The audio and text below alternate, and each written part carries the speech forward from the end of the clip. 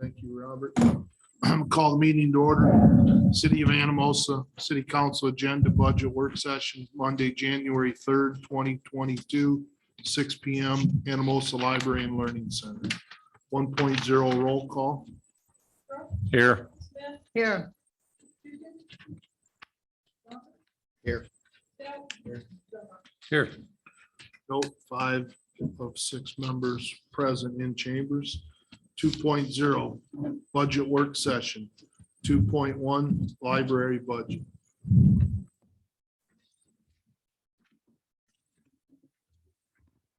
I'm Veronica, the interim director for the library. You should have what the library board of trustees has approved for our budget this year.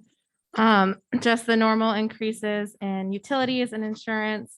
We have an increase in our contracting work because we're contracting our tech work out now since Steve left.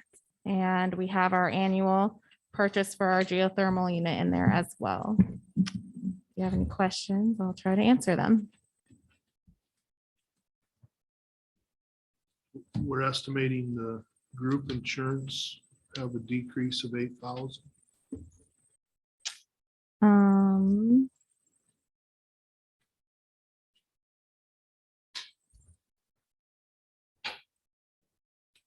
I don't.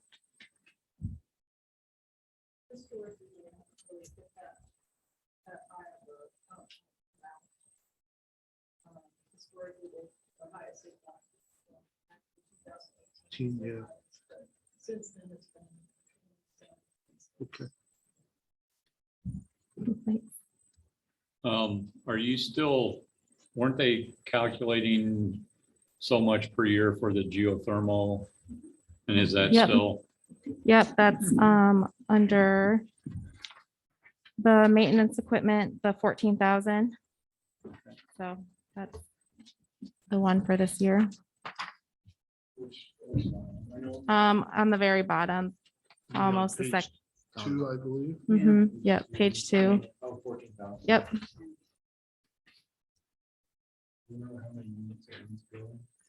There are 9 units in the building. We've replaced 2 so far once we started doing it yearly.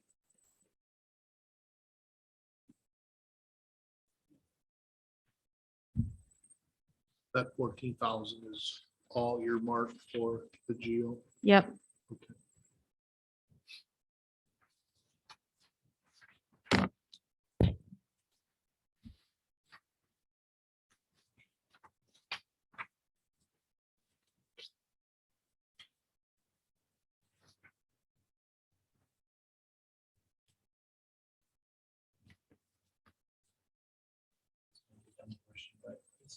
Buildings geo, would there be any way to ever get away from the, I mean, just because of the cost, go back to like that forced air system?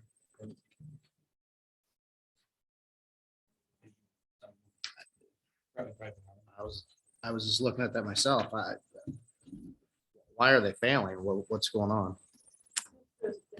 Yeah, they're just old. Building's what, 17 years old? Your normal person in the house, you figure you get 20 years out of. So it's. Used to be, not Well, I so mean, much they always look anymore. at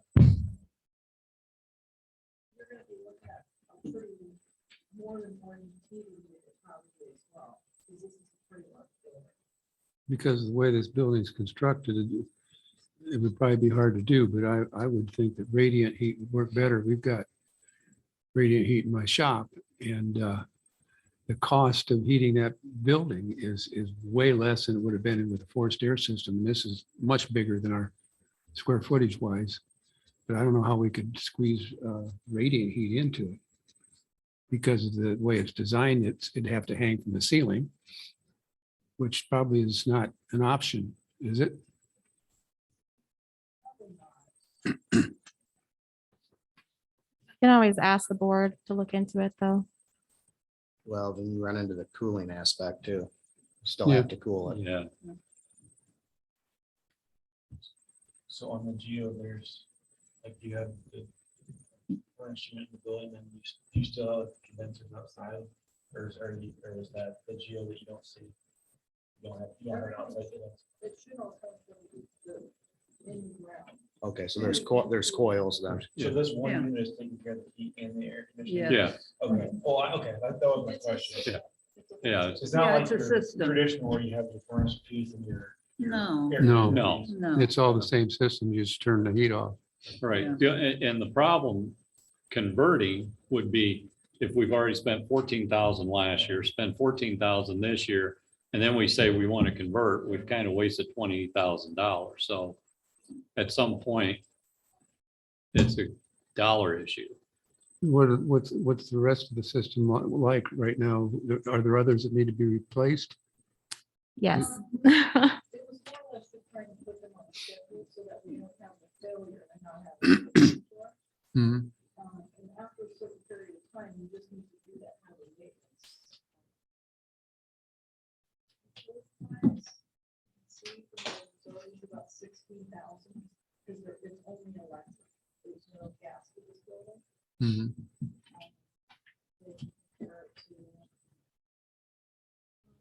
Compared to maybe the warrants. Yeah.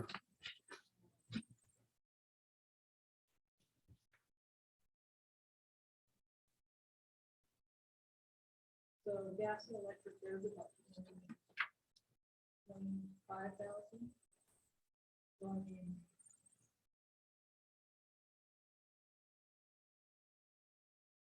So you said there's no gas to this, so Did you- the boiler for the hot water is electric? everything's electric. There's no gas for it. Actually, the warrants and everything. Yeah.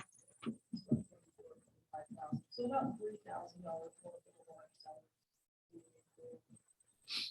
With the standard. We're gonna have to replace the furnaces as well, because they're aging. Frankly, it takes more wear and tear than your house cleaning. Just because you have to put out people all the time. Well, and I think that the plan from the library board was to budget for thermal replacement, but not replace them unless it's needed. Well, and with the high ceilings, it's. You know, Yeah. Some It's a heat lot. there. Nice, we could coordinate it to stagger a little bit so we don't get hit real hard and have to replace a couple of them at one time. If we're just gonna wait So till, basically budgeting that you got, if there's one that looks like it's a problem child. yeah, Yeah. I'd rather do periodic than have 5 of them go at one Yeah, time. that's for sure. because we Exactly. neglected them.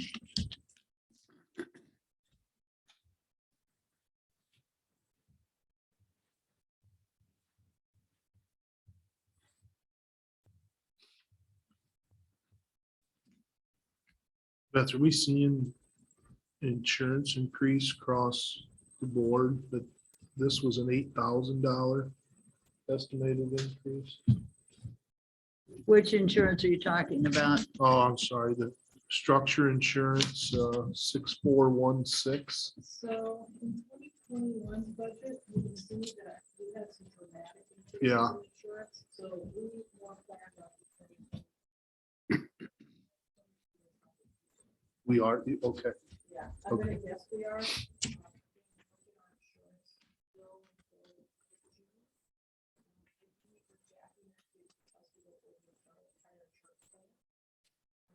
So.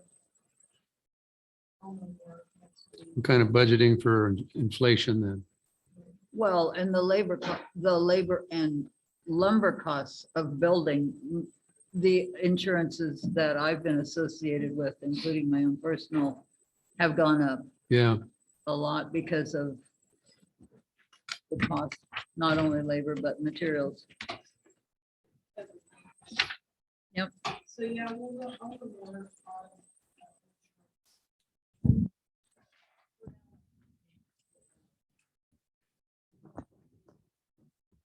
Stay ahead of it.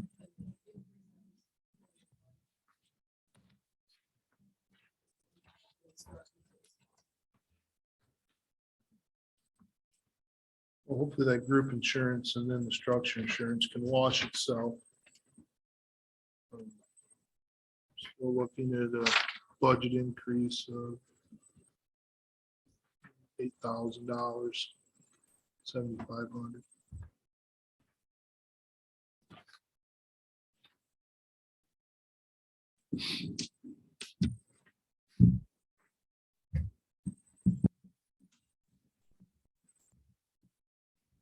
Thing for Veronica. So with the Brook is in FYI, and correct me if I misstate this stuff, with the library budget, they work separately in a sense. So we approve a dollar amount and then they make it work however. Okay. So any type of salary or wage increase comes from the overall.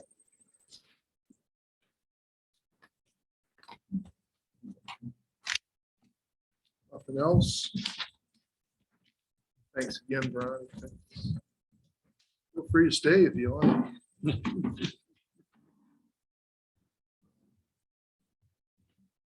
2.2 Park and Recreation Department budget.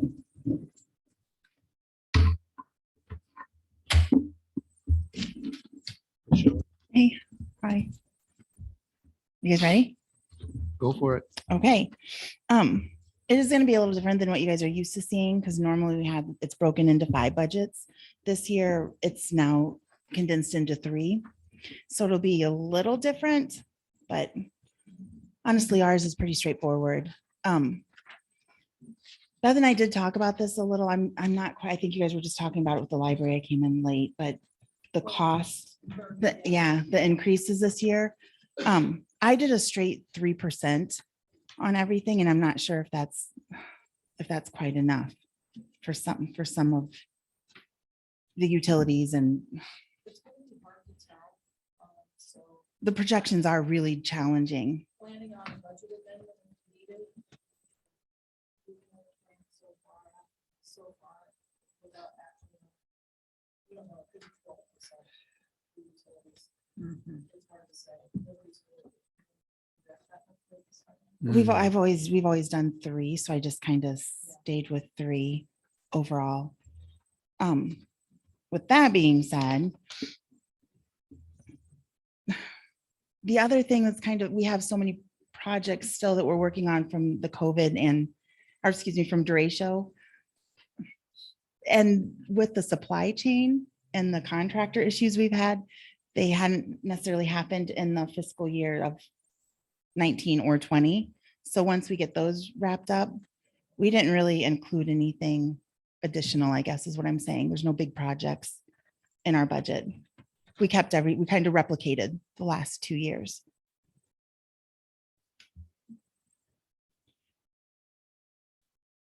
Would you, on the gas utilities into the aqua court? Okay, that's a mistake. I thought. It I should was be pretty sure it was a 3%. mistake. Yeah, Thank you. but with that being said, and the end of the aqua court, if we go, so before we skip to the aqua court, the Parks and Rec. At the end of the Parks and Rec, there is a 16% increase. And that's hard because it has some of our administration and our parks, it's put together. Where again, you're used to seeing 5 different budgets. And that increase includes 2 furnaces. Our furnace, we replaced one last year, but they're all 30 years old, air conditioning and furnace units. Correct, at the Lawrence Center.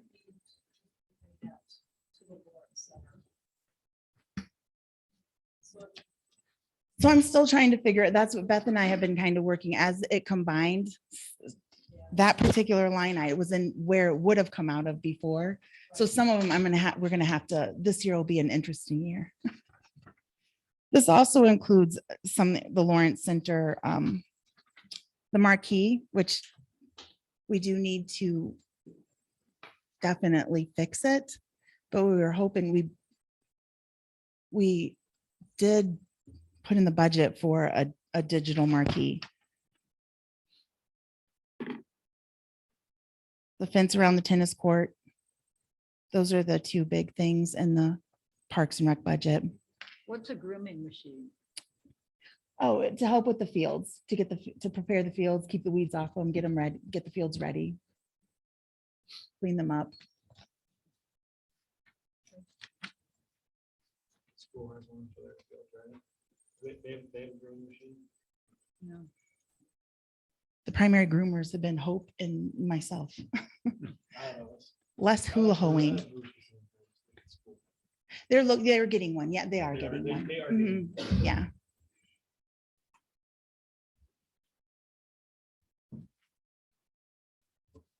Did you guys have any questions in the Parks and Rec? Well, Other you than, could, clarify, please, the aqua court, you're saying the gas utilities is a type there. yes, that should actually be, 1,500 carrying over. no, so actually it should be 1545, yeah. I just put the 3%. But then 10,000 of that should be in the facilities improvement, Okay. which is down, it's the new numbers 12244067999.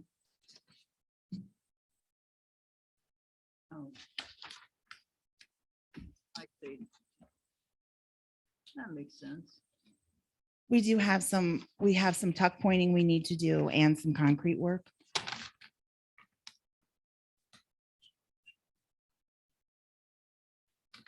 So the overall 173,899 is inaccurate.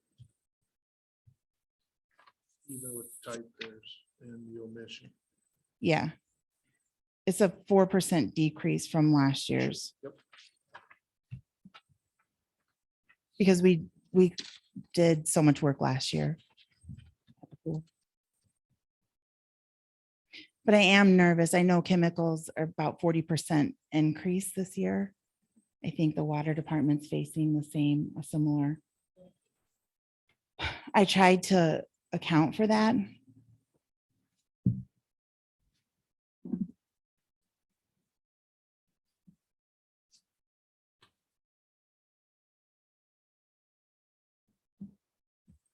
I think our concessions are going to be, I mean, I don't know that like I said, I didn't increase across the board, but I do think that yes, I'm hoping for the best.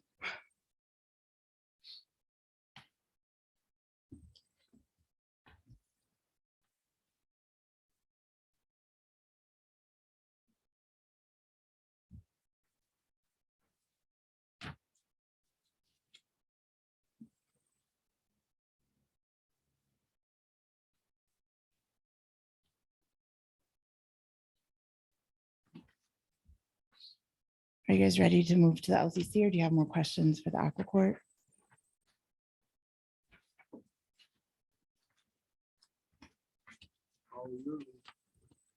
Well, if you're ready, the LCC. I did budget a little bit more for staffing.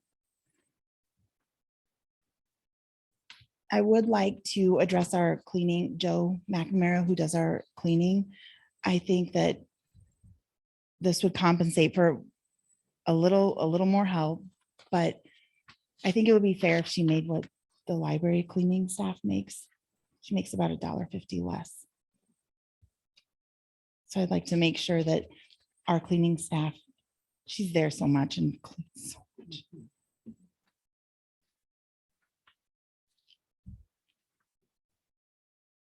I do have some concerns. Some of our machines, they're starting to age. We do need to replace some of the machines.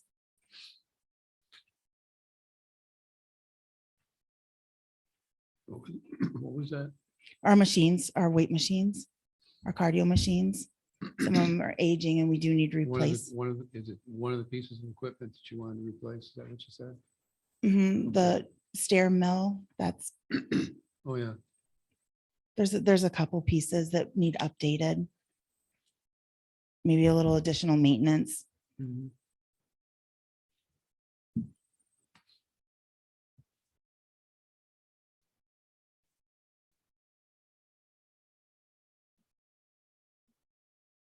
I probably should mention our furniture. We were working with the reformatory to get the new furniture and we had just received part of it before what happened at the prison. So we're not able to get furniture from them anymore. So finding another source is a little more expensive. And also right now, things are a little more expensive. And the back order is tremendous. Yeah, You got some that was new, but that's not. we were right in the middle of it. And then the unfortunate situation occurred that prevented us from getting the rest. Might be an idea to look into a consignment store or something like that. My wife and I picked up a couch that was, as far as we could tell, brand new, that somebody didn't want. The only trouble with LCC is they used to have couches like you'd have in your house, which for the public use gets gross. I mean, the commercial like they have in the hospitals works better because you can clean it because. Yeah, And something a little firmer where people can, some of our patrons are, it's harder for them to get out of some of the furniture, like the old couches. 30-year-old worn-out couch to keep Mhm. adding to. Yeah.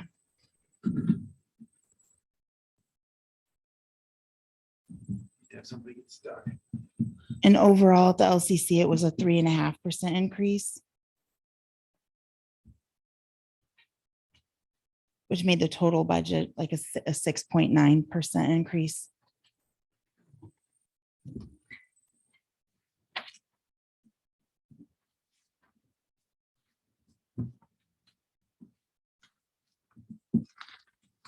The lights, that's actually one of the things that the bigger costs.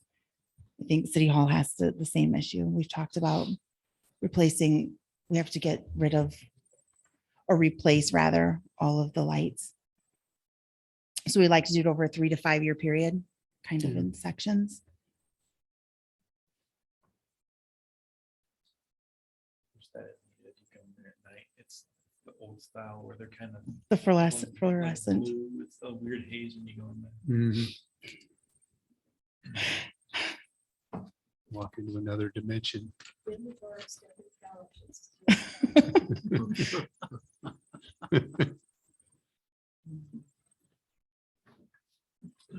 Well, 6%, it sounds like you're pretty close. I mean, we're already running that this year, right around 6. And like you said, we can, if we have to, we can look into the budget again. I would agree with the LCC needing some updates. It's pretty, looking pretty rough compared to what it used to be. It's 30 years old. Right. I mean, it's probably more than due.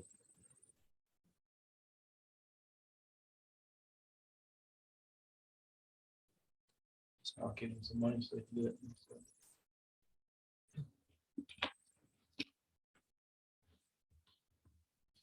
Any other questions or comments on the LCC side of?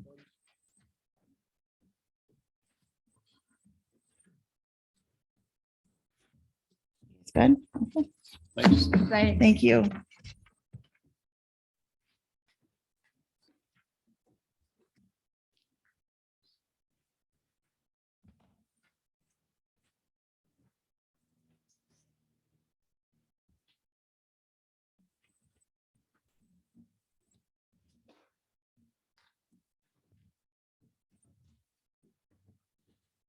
Two point three, water and wastewater budgets.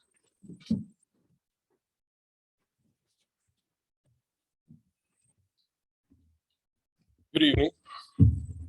Which one you guys want to start with? Water's first in the west. Okay. Excuse me. So as you heard from Shelley, we're looking at the possibility of a 40% increase in chemical costs. So that's the chlorine, the HMO. So we've added that into the line for chemicals. We've also put in another $60,000 for the MXUs for the water meters. Trying to get a lawnmower up at the water plant. We're hoping to replace our enclosed trailer with a bigger one if we can. And then Shane will take the enclosed trailer that we have.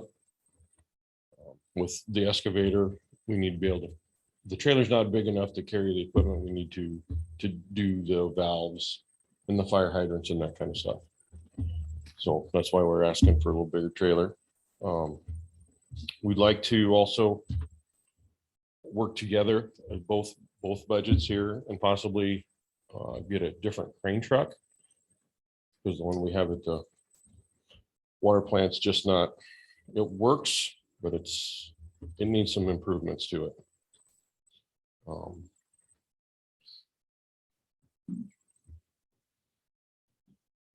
Before we move on to the MXUs, I'm not sure, but what is that? That's the box that goes on the side of the house. Okay. And with the upgrade of the meter system, that's what we're buying right now. So that's something that what you have on your house is the same, it's just the technology to read it is. No, you have to replace the box. So everybody's box is gonna, the city will have to replace. Yes, we've had, what, about half done, Robert? So we have about 800 of already done, there's 2,326 new accounts. We've got about 1,200 left to go. Split between the two departments, about 120,000. That's only gonna get a pallet, which is only another 700 and something, but we don't want to overload the budget, just trying to get all 17, whatever, 100 MSU done. So you- You're talking the beige box Correct. inside the house. The one that goes on the outside of the house. So you've got it pushed out to how many years to do that? So this year, we're already looking at a new program. We've already had issues with the vehicle unit, which is what refuel our unit, which is what we're replacing. As soon as that goes down, we're no longer gonna be able to read those meters. So the faster we get this done, the easier it's gonna be to transition away from that box. Because you can't get another one, if you do, I don't know what shape that's gonna be. We've already had an issue with the box before. So you're gonna try to get it done in 1 year, We've already gone for 3 years now. 3 years? We're already on our third or fourth year because we knew this was coming. I just didn't know, like I said, when I was gone, when this whole FlexNet system came up, so I wasn't here when that was all discussed. So I'm coming in on the tail end of this, trying to get as many MXUs done, so that we're not having to use 2 other systems to read our meters. So you're dividing this into a 3-year project. It's actually gonna probably take 4. 4. We're probably not gonna have enough money in the budget to do all 3. That's one of my concerns. What's the advantage of going to these? I mean, can you read them So remotely? what the advantage is, the FlexNet system, what it is, it's gonna read off our tower. There's gonna be a radio antenna up on top of the tower where City Hall will have the ability to access everybody's water bill at the push of a button. Like in real time? Correct. They'll be able to monitor it. I believe there will be potential to have leak detection and all that stuff for high water bills. So it's gonna be a lot more advanced than what it is now. Linda has to call once a month, there's a high unused bill. Well, instead of us going out, we don't know, they can get an hour of reading for 34 days with this new system. I got a question. We get complaints from citizens because their water bill at the end of some month is out of sight. And they say, well, I moved and we shut the water off. Will this be the type of system where you can tag it? Like when they say we're moving on January 1st, so you tag it, so it reads January 1st, 2nd, 3rd, and you can check it and it'll flag it and let you know before it's 2 weeks out, 3 weeks out. So I believe we have the ability to, if there's an unusual high usage of water, it'll actually detect it at City Hall. Well, an unusual high, would that be considered an unusual high? So, If somebody's moved and said they shut their water off and they're still reading it? well, if they moved and said they were shutting their water off, we should physically shut the water. We would shut it off at the curb stop. Or in the house. Right. So they shouldn't really have a reading once we inactivate the account. Mhm. But if you're talking about like, where we have. Well, if you're asking where they say they shut the water off, you're talking about inside the house, they have everything shut off Yeah, and then it's still running water, whether it's the toilet or whatever. That's what you're asking, I believe. Yeah, my thought is, we've had quite a few of them this year and some the year prior, or last year and the prior, but I don't like seeing citizens come in all upset because their water bill is out of sight and said, well, we shut the water off. If it was tagged 2 or 3 days down the road, you'd know that it was still reading some usage where they could be contacted and say there's a problem. And then get it checked before they end up with a $500 water bill. I think there might be a problem with that in the fact that if they move out, they could still be going back in and cleaning. So at what point does it become a city issue or a personnel issue? You know, their Well, if they're issue. going inside and cleaning, using water, they shouldn't be if they said they Well, shut it off. And I realize that, but I'm just saying. Yeah, I know. Now, my question is, are these the meters that you can shut off remotely? No. These are only the box that goes on the outside. It's not nothing to do with our meters or anything like that. What this is to be able to read the meter and get the data off of the meter. So this is just a signal sender. Correct. It's all it is, a radio Okay. frequency that lets us read those meters. Okay. Yeah, most of these you can change without the property owner knowing. If they're on the outside, you just swap them out. Correct. Now, Which the- we've already changed all the way up to, I believe, 4th Street. So we've changed all that on the other side of town. We don't need to appointments unless there's a wire cut, or in some cases where they have a 3-wire, we have a 3-wire hooked up. If they have 2-wire, we need 3-wire. We have to order it. Or there's some that are inside the house and you just have to contact the Yeah. people. Now, if we want to go with meters, those are a little more expensive than we get provided for. They're $450. That's what those allied meters are. And then the automatic shut off, those are compared to the ones that we pay now, which are $135. We can start with a couple, take some of our normal meters out, start with a couple of the allied, see how they work. But we can't function them until we get the flex data.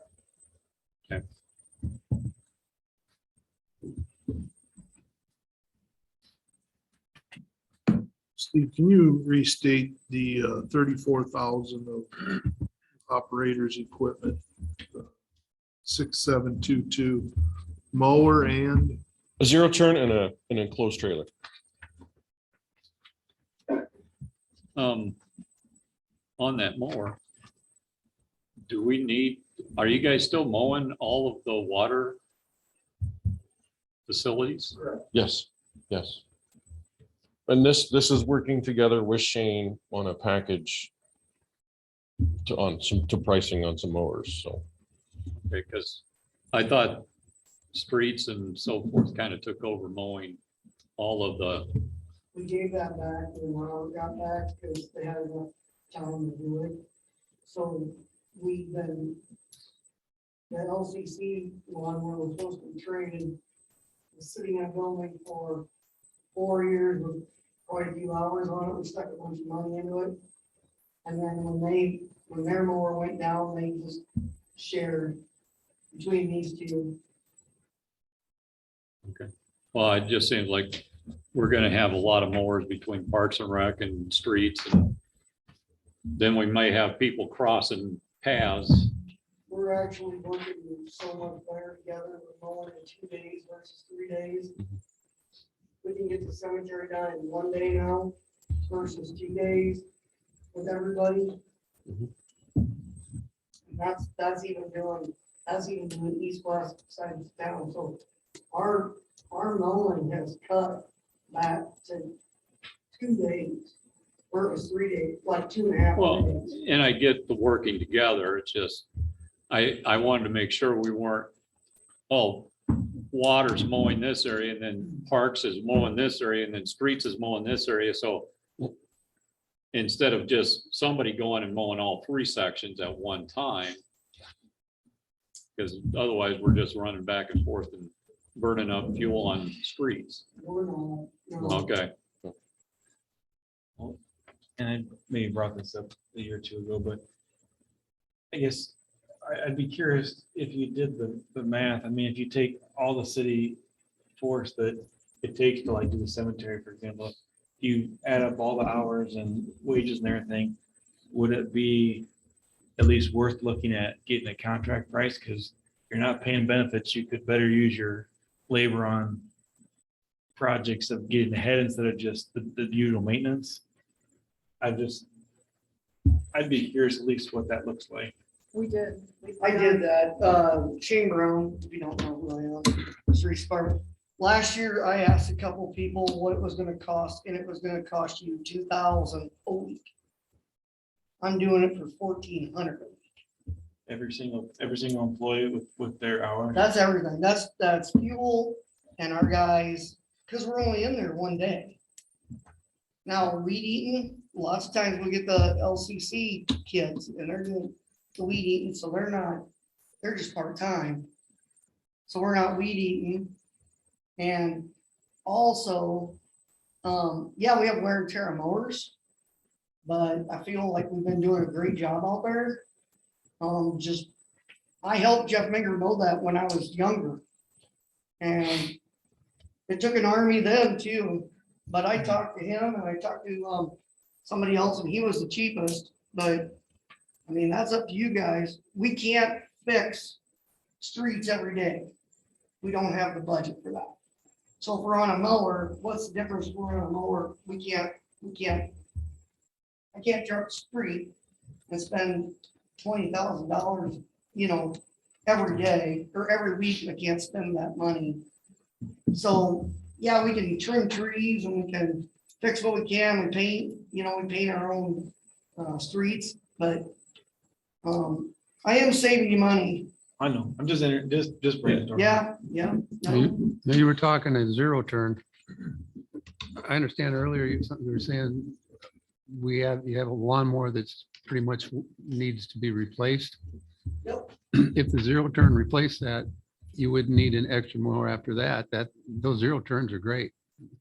I've got a John Deere that I got from, I think Lowe's, if I remember right, and that was a lot less expensive than getting from a John Deere dealer. It wasn't as big or fancy, but it's got a huge deck and we can mow my area down there at the shop in about an hour and a half. And with the other mower that I had, it would take about 4 hours. So, I mean, a zero turn was a lot faster. Would that be more feasible just to do something like that rather than get 2 more mowers? Well, we're gonna get 3, we're trying for 3 mowers, because I got 2 mowers that are ready to have the big one. I got a couple old ones, so I was gonna try and replace 2, my 2, and then we'll sell them. Get what we can get out of them, because the LCC had a John Deere last year, it went through catastrophic failure. And it cost a lot of money and a lot of time to fix it. It was down for quite a while. I mean, we fixed it. I mean, we had to get parts. Yeah. But we can't be down, you can't be down mowers like that for too long. You'll get a ticket for that. Yeah, I don't want to see that.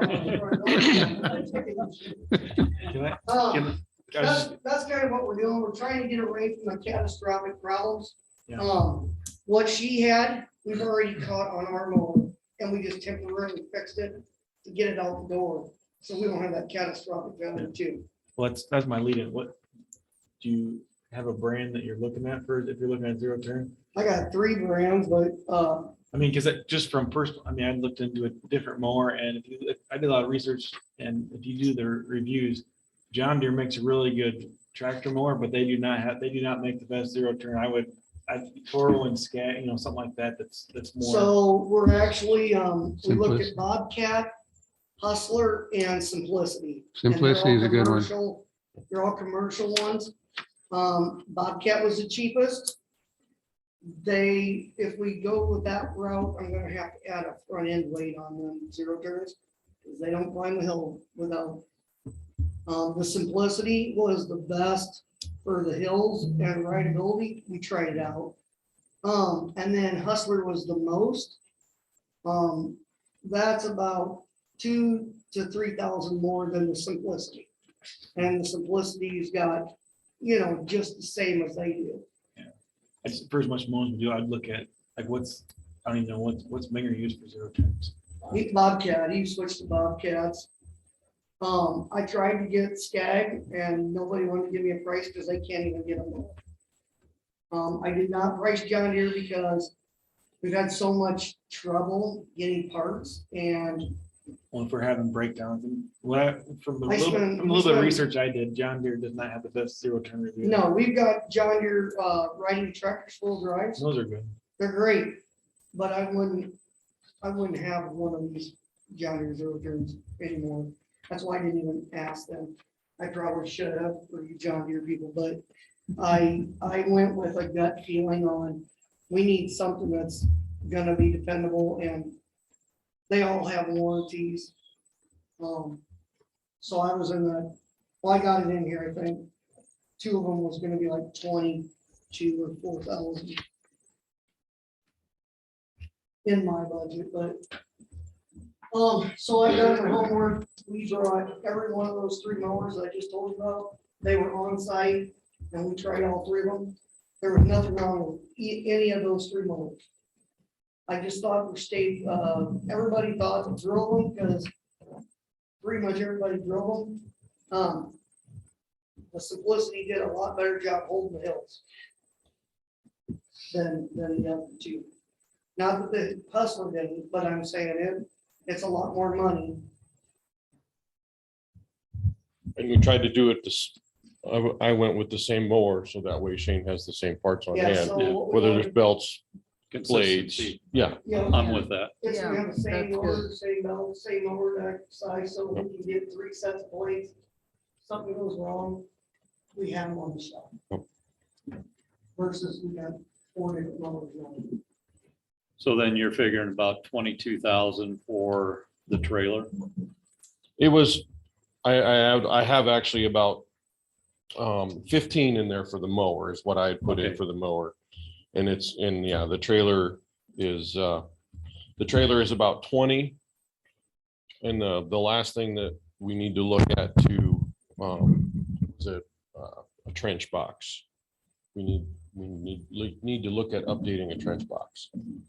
That was the last piece of that. Other question, I have a crane truck. We have one currently? We have one at the wastewater plant, yes. It is an old dump truck for a 1-ton dump that would been converted to a flatbed and they put a crane on it. Yeah, I don't know if I've ever seen it around. I mean, do you guys get it out? Do you Yeah. guys use it? Yeah, we hung a little wayfinding sign with it. Yep, we hung all the wayfinding signs on it. I helped Shane put the planks on the bridge with it. We've pulled several pumps since I've been here. So I have a question on your, I'm assuming you're talking about a ditch box for digging. yes, Are we required to be OSHA certified to be digging for utilities? we get the safety training. Okay, and do we have the liability insurance for the, these are just questions. The liability insurance looks light to me for being able to, just to me, it does, because I'm thinking with doing this in Cedar Rapids, I mean, we hit one fiber, you're in trouble. And you know what that Mhm. costs, I'm sure. Understand? Yeah. So I'm just curious if that liability insurance is gonna be covered for that digging the ditch box and doing that stuff. Well, because there's that plus there's umbrella that I assume would apply also. I got one other question too. You've got a little bit in there for training. What training do you plan on accomplishing this year? Get as many as I can licensed. The goal is to get everybody licensed as far as I can. To get grade 2s in water, Mhm. grade 3s in wastewater. That's the goal. The goal is to have everybody maxed out if we can. So that way, Yeah, it's pretty important. that way I was just everybody knows. I was just kind of curious because that's something that we really need to tackle and make sure that everybody's working on that. I have 2 of them right now that are, Robert just got his wastewater 1 license. And I have two others that are in the process. Rachel is working to get her wastewater 1. Mhm. And Bill is working to get his wastewater 2. Curtis is, yes. Okay. So no, Oh, getting licenses is pretty important to me, and I want to get everybody Yeah. as many as we can. Okay, It just takes time. thank you. So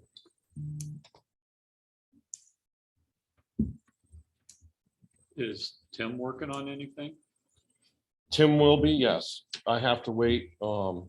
The first class that we're gonna send Tim to is not until March, Okay, March or April. So. But yes, Tim will be going to. We haven't forgot about Tim.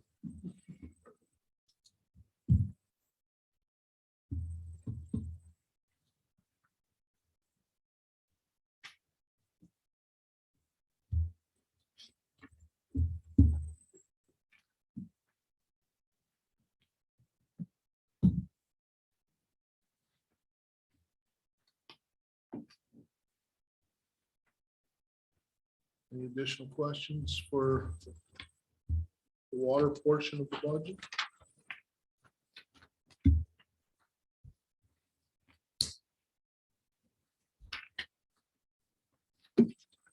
We'll move to wastewater.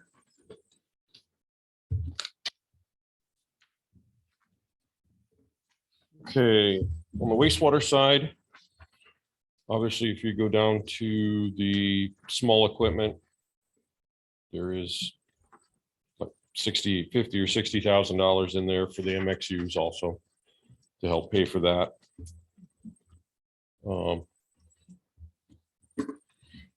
over, other things I've added this year is, so if you guys remember, and I know you weren't here, Brooke, I had to update the sludge plan for the wastewater plant. So it's been some rule changes. The gist I got with the plan that HR Green give us, it behooves us to hire a company such as Midwest Injection or Wolf Cool or Nutrijet to come in and take care of the sludge removal from the wastewater plant to make sure that it's applied correctly. There's soil samples that have to be conducted every year now of the farm ground. And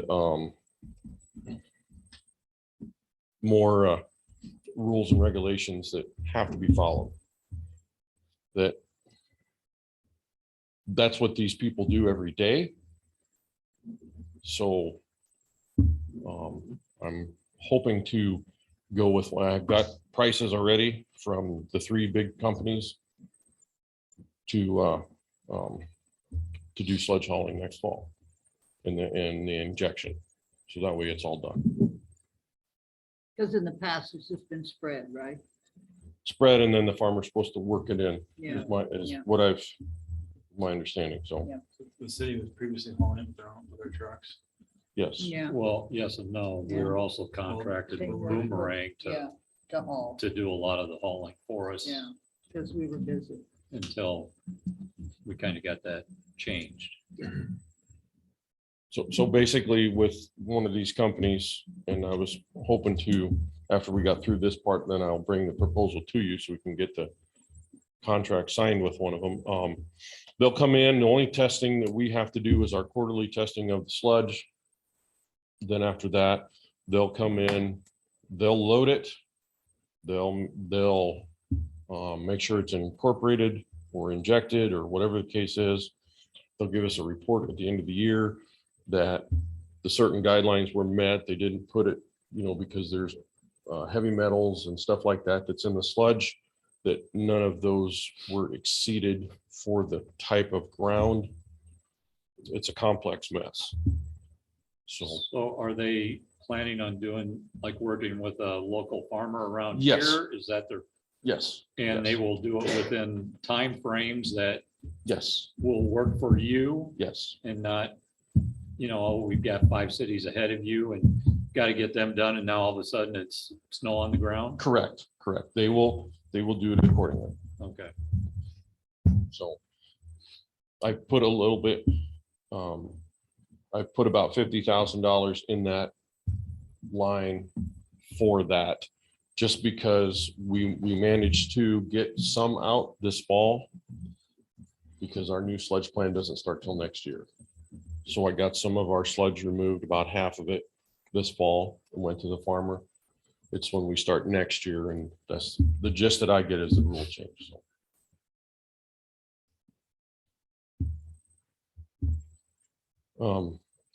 Moving on down, then the only other thing that I added onto there for the truck and the equipment would be the other half of the crane truck. And then I will ask again for the skid loader.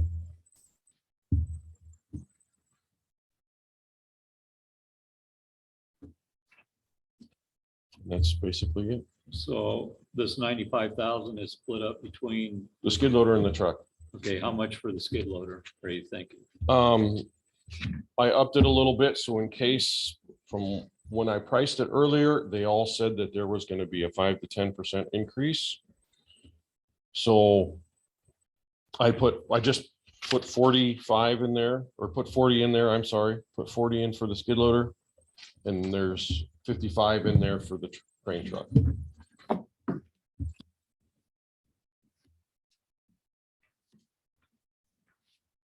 Same skid loader we were talking about. So what age is the skid loader that we have? It is a 2012.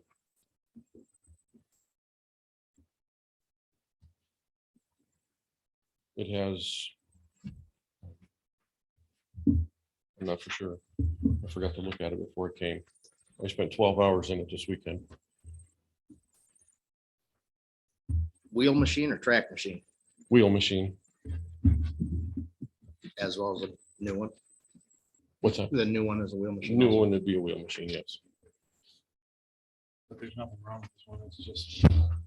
This one it does have some issues. One of the biggest problems that I was having this Saturday and Sunday moving snow is the linkages are loose enough that when you go up to try to scrape things, it's going back and forth because there's so much slop in the linkages. And I've tried looking to adjust them, and I don't know where it's at. So you have to be careful when I was cleaning around cars so that you didn't all of a sudden bounce the box off of one. What do we have, like citywide skid loader right now? You guys have one, and then Streets has that Bobcat. No, Streets has a Volvo. Yes. Is the Bobcat, the one I saw this weekend was the Bobcat that you guys have? I rented it. Oh, that's not ours. No, I had to rent it. Because the Volvo was laid up. So we right now have the Volvo, and then this one, the one that's, what do you have, 2012 one? It's a case. 2012 case, or what year Volvo?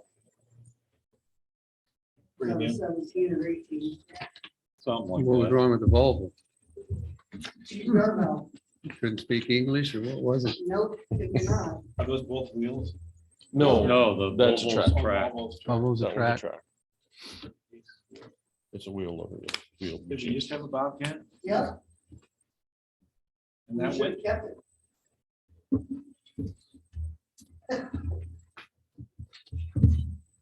So anyway, a perfect good example, if you look at what we did this weekend, we had both skid loaders up there running them as hard as we could, try to get the Main Street, the parking lots done. So I think it's a pretty good asset to have a second skid loader at the wastewater plant. So that way we can go assist with Shane with 7 to 8 inches of snow, whatever we had. looked at that Bobcat. That's- Bobcat before it was popular. I put a little bit more in from what I asked before because I would rather get a Bobcat since we have the excavator that's a Bobcat. And this will be we're working with Shane if we do this.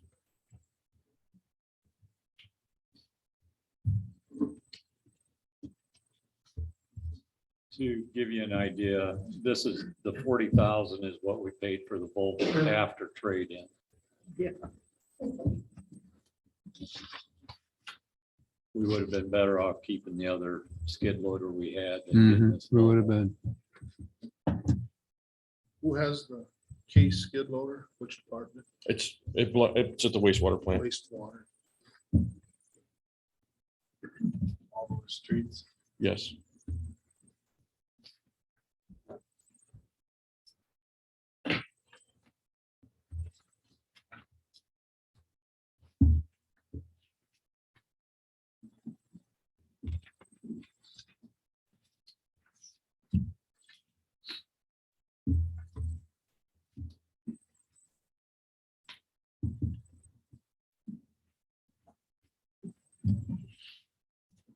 Any other questions for me?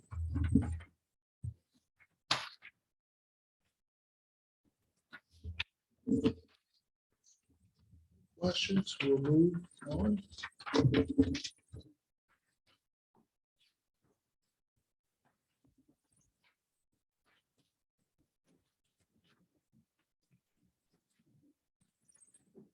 Two point four, street department budget. Good evening, Shane Brown, Streets Department. The streets, I guess we could start with the streets and then we'll go on to the cemetery. I had a little more money in for uniforms. Because I've got 2 part-time guys and then the 5 of us. And we were just running into shortfall because boots and clothes, and I'm trying to get away from the guys wearing vests because you can catch that on stuff. And we went with the yellow with the gray so you can see us. The safety shirts is what we went to. So getting everybody equipped with that. So that was a little bit of an increase for this next year. Vehicles we put in for, we changed things around a little bit. We had items that were doubled up and moved around. So this is a little bit shorter version too. Last year, we didn't get the dump. Well, I ordered the dump truck. It was supposed to be here this fall. We don't know when it's coming, so that money is getting rolled over. I also got the skid loader on here. A Bobcat skid loader, not a Volvo skid loader, which is currently sitting in the corner of our shed, collecting dust because the EGR valve's out of it and nobody in the United States has one. So. Did they give you a trade-in value on that Volvo? Not yet. But they did send us a Bobcat with 41 hours on it when we got it. So I'm guessing they're hinting that they'd like to trade. Which has been nice to use it. We've had 2 snows now. We're using an 8-foot blade on it. It's working fantastic. And then we got a snow box too. And seems to handle it perfect. It does have tracks on it. Our Volvo has tracks. We found that it actually works really good in the cemetery, the track machine versus the wheels. We're not having to fix the track or the wheel marks like a wheeled machine would. And the grass comes up better when you roll it in with the tracks. We're getting grass to grow better, which was kind of a neat thing that we learned this year. But I'm trying for that. I'm also trying for 2 lawnmowers. That's on the budget. Last year we spent 135,000 on street improvements. This year, Alan Shelley spent, I don't know, what'd you spend, 50 last year on your transport? We spent around like 200 and some thousand last year on street improvements between the 2 of us. But I'm trying to get more streets done this year. So I was asking for just a little bit more. I'm at 278,000. Sewer we raised up. Downtown improvements for the lights, of course, for your painting is on here for the 59. Or street improvements? Sycamore Street, is that part of this? No, 27? Sycamore Street is separate still. You still get, okay. Sycamore Street may or may not be done, so that money also is getting rolled over Because that may or may not be done for the fiscal year. I'm not real sure how the spring is gonna be. This is separate. Okay. I was asked this, but any idea besides Sycamore Street, stuff on the radar to be fixed for your other stuff? You have like a radar list of Oh. what you're thinking for streets this year? Yeah, there's like 15 streets, I think. Sage Gibbs, West Liberty, Sales up by the penitentiary. It's between Carroll and anyway, it's up in there. And then quite a few alleys. We're trying to get the alleys down to where we're almost like this list here, we'll be down to just the alleys on the east side of Third Street if I can get some of them done. Sales Street would be curb and gutter. Some of it has curb and gutter, some of it doesn't. And like Sage and Gibbs, we're trying to work together on that because we might have to wait a year on that, but then that money would be used on some of these other alleys. Sage and Gibbs, that's not curb and gutter.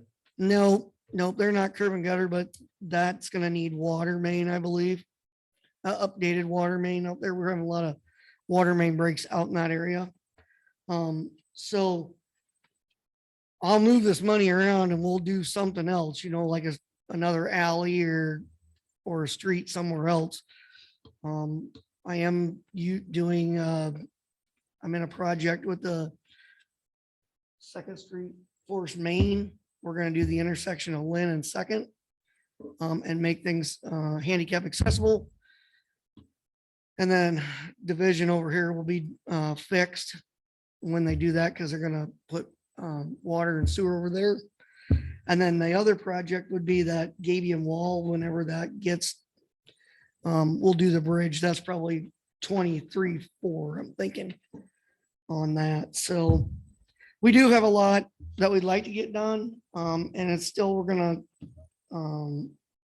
try and get more storm done and hit these high spot, these spots that are bad.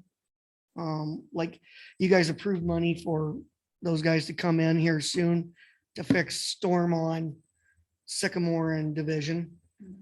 We're gonna try and do some of it ourselves. Those are gonna be more of the trickier ones because they set back. And so some of it has to be changed. So that's why we opted out on that. But I do have money in there for us to fix stuff ourselves. And we are going to do stuff ourselves. Just not the stuff that requires a lot more tedious work. And then I raised yard waste up to 8,000 versus 6.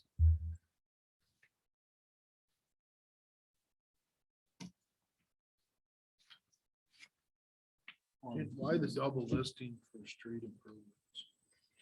Because the one is for Sycamore.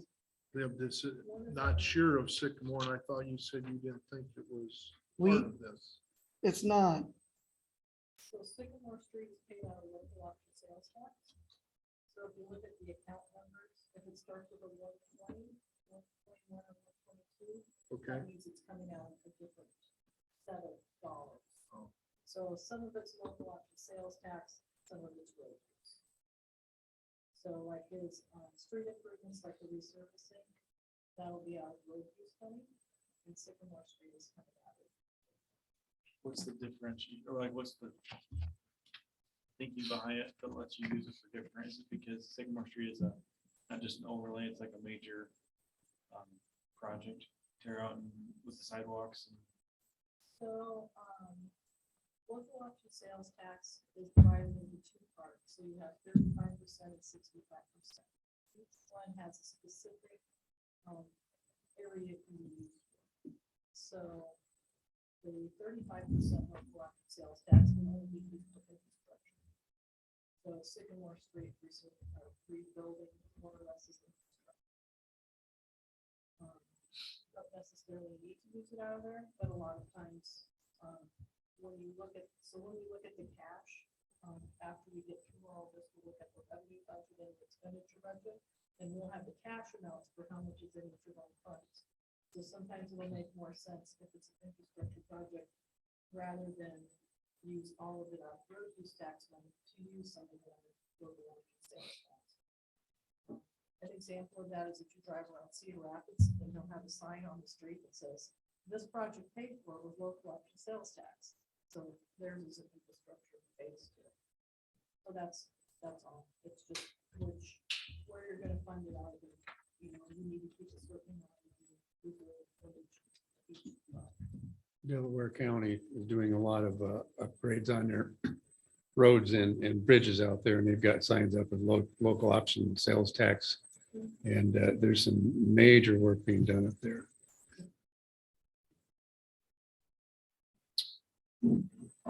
Makes sense. I'm sorry. No, I was just gonna say, on the street lighting, there's 75,000 there. Now, I know we paid for some already, but it hasn't been done yet. The work hasn't been done yet. It won't be done obviously till spring now, but there's certain areas in mind, or is it just kind of earmarked for street lighting? Or is that like utilities? Oh, I'm sorry. That's only electric, yeah. I was thinking like pole, like we did, paid for the pole. Right, so the Lights. street lights, we budgeted 15,000 for this budget.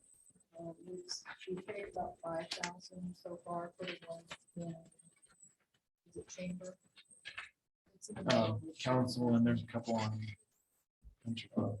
They didn't have them. So those should be up anytime. I don't know what they've got installed yet. I don't know if the weather. turn the weather pattern. We have a few other areas we are looking at. A light will go out and do a lighting study, and they'll recommend for replacement. They charge for that, or they do it for free? They charge for the lighting study, they charge for that? Yeah. Really all we pay for is the lights. Or we have them do that, the lighting study? Go around, okay. Yeah, Michelle, is who I talked to. So yeah, I did send her some other areas to look at. We don't anticipate them having that into us so that we could address those gaps. We can move some of that over. I wasn't sure how fast they could get them up, or if we spend, because we still have probably, we did 7 lights for around $5,000. Well, I know that the lights that originally were proposed for out in that area were a lot less than what Yeah. you had originally They were under budgeted 1,000, for. I think they were under 1,000. Yeah, it was like 800, 600, Something like that. $600, $700 per light, Yeah, what's it much? which the couple other areas in town, if they're the ones I gave you, there's already poles there that they could hang lights off of, like electric poles or whatever, so they're not gonna need to put in. 'Cause a lot of times they just use the utility pole and mount a light to it. Right. So they should be even less than what they were out in They your just have to area. do them out there because they don't have poles out there, it's all on the ground. So. Right. Something I like to throw out as far as lighting is concerned is I see cities that are doing it now, but is directional lights instead of having just lights that just shoot the lights every direction. And cut down on what I would consider light pollution. Directional light will light up what you want lit up, but not glare into your eyes. And I don't complain to my neighbors. I don't complain about any of that stuff, but we have a sunroom. I like to wake up in the morning at 4 o'clock, 3 o'clock, and then go to work, have a cup of coffee. But I'm at that time in the morning when you open your eyes, it's very dark. And then you've got these lights just beaming in on you. I would think, I don't know what they cost. It'd be more expensive for a lighting system like that, but these directional lights are pretty nice. I've driven through cities that have got them and you don't have them glaring in your eyes even driving down the street, but they light up what you want lit up. Just thought I'd throw that out. So, I don't know if you want to plan on putting maybe 5,000 into next year's budget. That's what I was Probably. We- this- I was gonna ask. We should if have we something. Plug something in there. Yeah, Not that we want to increase the budget, but Once they're still ours, like if we have some that are on the light poles say the light goes out or it's flickering or the fixture gets bad, we had to pay that, not a line, it's on the poles. So the lights are actually Alliance. So, we'll just pay for the electric. So we're paying for the initial installation. But Okay. then the equipment's there, so if a light goes out, you still would report it as a street light out to Alliance. Okay. But like if there's a neighborhood now that has a light pole but no light, would we pay for the light to go up and then going forward, they would take care of it? Correct, correct. How about the maintenance on like the light poles that you're talking about? If there's a light out, Alliant, like we'll change the bulb or whatever, Yeah. and then bill us or no? No. We just pay the usage.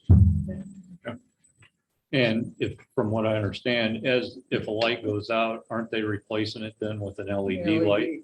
Yeah, a lot of them know. Yeah. Oh, great. Now it'll be brighter than it is now. On the streetlight painting project you're talking about, what's the process that they do? Do you have any idea? I mean, are they just- They're gonna, like brush the rust or, scrape the rust or whatever.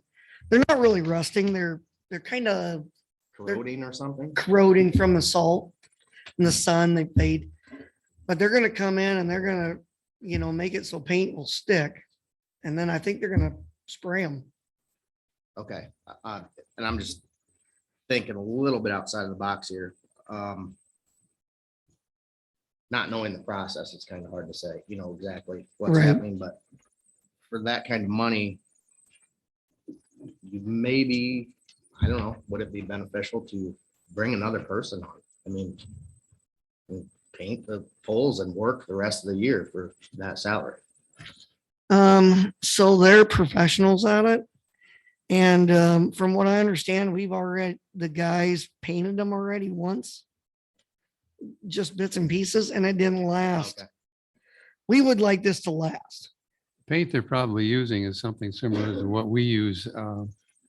If we're not going to either dip or sandblast a frame, but you want the paint to stick and you don't want it to rust, there's a paint that we use that is UV protective. And you just paint right over rust and it seals it right up and stops it from rusting. But- POR.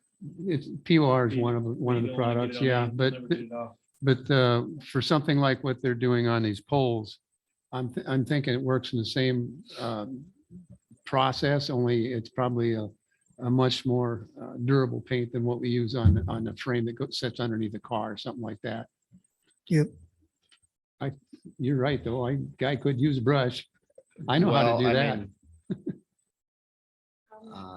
Well, you don't know how the breakdown goes of how much that is the actual cost of the paint and how much. No, you of it don't. is No, Labor. no. If they're gonna spray it, I'm assuming, do they put something up for overspray so you don't get on buildings and? They told us it would only take 3.5 weeks to do the whole town. My guess is they're probably using something, an airless system that probably doesn't atomize it the way an airtight system We would. just don't want to risk the liability of get overspraying somebody's side of the building or something. Oh, they're liable, so right. I mean, they're- they got the insurance. They better be insured, yeah. Yeah. I talked to a guy in West Virginia that when you guys made your motion, and he was super excited about this guy painting his poles in the town I talked to. He had a nice accent. He was great to talk to. And that guy's coming out to do more poles out there for them again this year. And there was nothing wrong with the other guy either. Both guys had the same amount of respect and they couldn't tell me. I mean, the paint and the way they look is just fantastic. I mean, if I could have had them on the phone, they were so nice when I called them, I told them who I was and where I was. And they said, we have salt out here too. And he said, that's what dulls them, your salt and your weather. They went to black, that gloss black. It looks nice and rich, and Hmm. with the downtown getting all redone, We want everything to look nice. I definitely think the black will look better. I do too. We got three or four colors on these now. And it's every pole we have, every garbage can, every bench. Yep. All get painted. Yep. Even the little light, or even the little clock on Main Street by K and W, they do that one for free. Just the one down by the. When you turn to go down to Rec Sports, where we put the new signage, was that pole always there, or they get moved somewhere? That's the new wayfinding sign. But did we have to like buy a new sign, pole, or did we have that pole? already? No, we had to tear out the concrete, put new concrete in, and then you got the pole when you got the sign. Oh, that's probably. No. I mean, it looks like the other ones, I'm just asking, if they were able to get one that looks No. similar to the other ones. No, that's from when you bought that wayfinding stuff. They're the same all the way around town. Yeah, That one's only a double. Well, my question was, that pole was there. no. No. Where was it? Where was it? It was never there. It was never there. It's It- new. It's a brand new It's a pole. brand, well, I'm just saying, it looks like the other ones, they were able to do a good job to get, that was my question. Okay, Yeah, so it's they a are- it's a they new, do look similar with the pedestal. Yeah, that's my only question. but we're not painting those black. Those are gonna stay what they are. The ones with wayfinding are not gonna get painted. They're not getting painted, no. Now, the ones hanging on the poles will be painted, but not the wayfinding side or hanger. Say that again. You're saying. Downtown, that the- you have two wayfinding signs, one on Ford in front of Islands and one at K and W Legacy. The pole will be painted because that's an additional, that's the old light pole.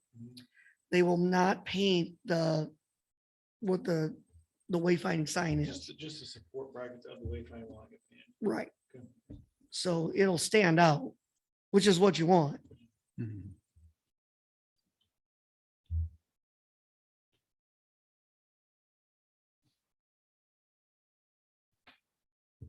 Ready for the cemetery. There's not much change in the cemetery this year. We're not doing any big projects in there, so it's gonna be just a little less than last year.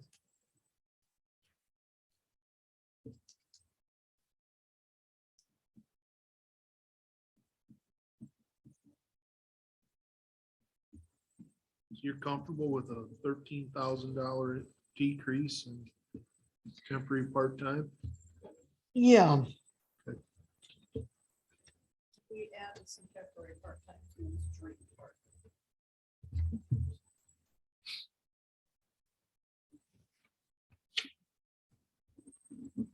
And actually, I think it's where we were coding the payroll out of too, because you can see we were using $18,000. Sure, yeah.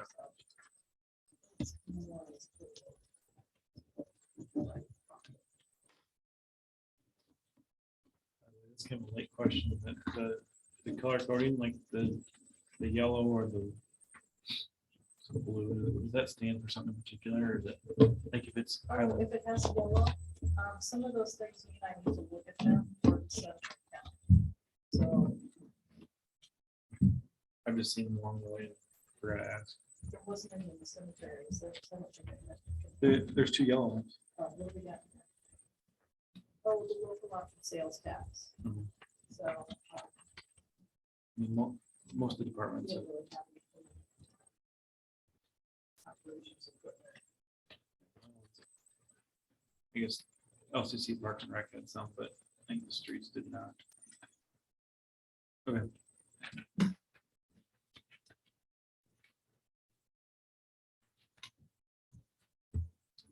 Any other questions for Shane? Like any of the street department budgets?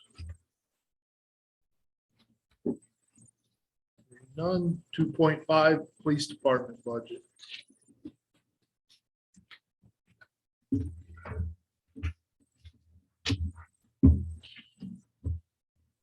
Good evening.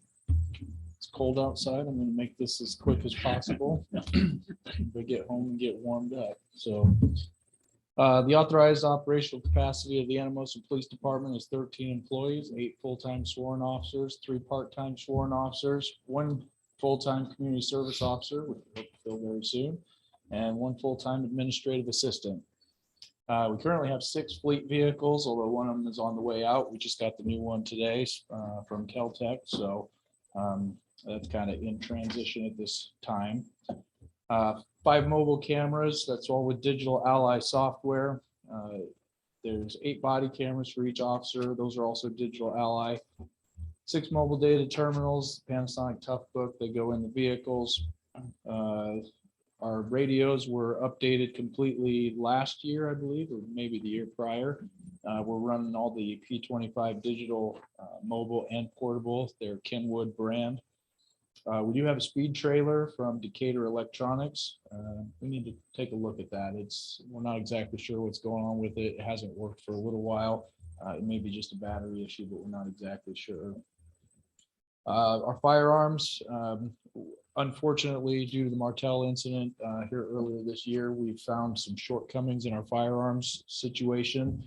Of course, the DCI took our firearms of those officers involved. We had no extra firearms to issue the officers, so we had to scrounge a little to make that happen.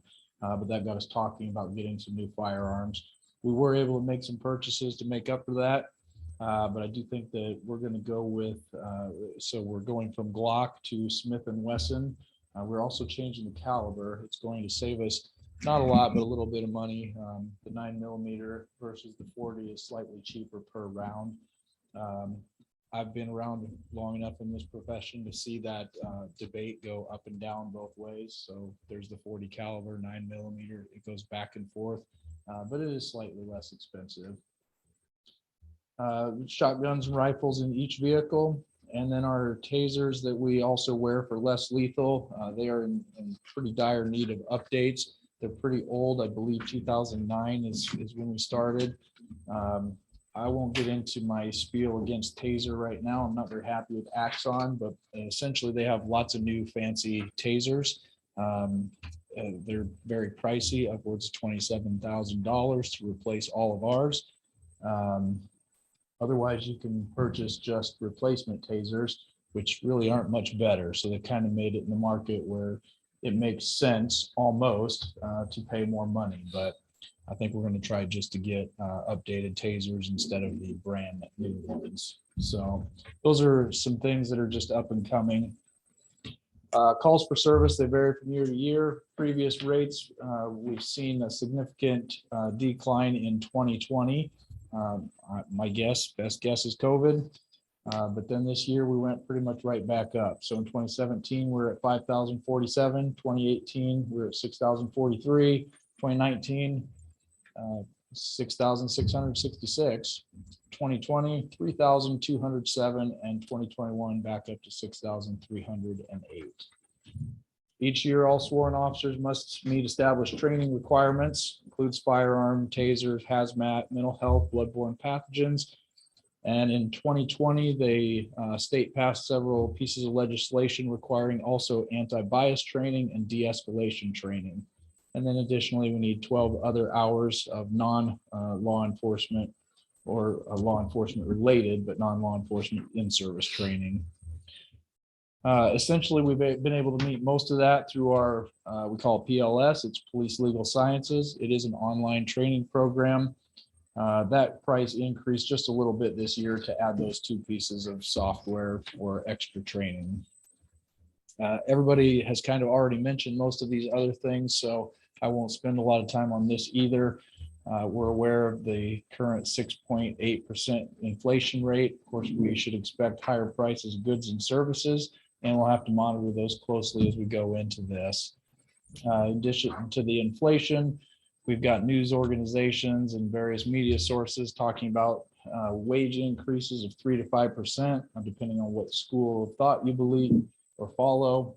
Those also could create another additional barriers to those higher goods and services prices. A comprehensive list of proposed amendments to the Anamosa Code of Ordinances has been submitted. We are waiting for final codification on that. Many of those amendments are necessary for procedural modifications and enforcement methods. Once those are finalized, we're going to be able to enforce local ordinances in a more proactive manner. Part of that, those modifications are the ability to work better and more closely with the city attorney and the courts to issue and collect fines in an effort to deter routine ordinance violations, which we see a lot of. Fiscal year 23 is the final year of the collective bargaining agreement.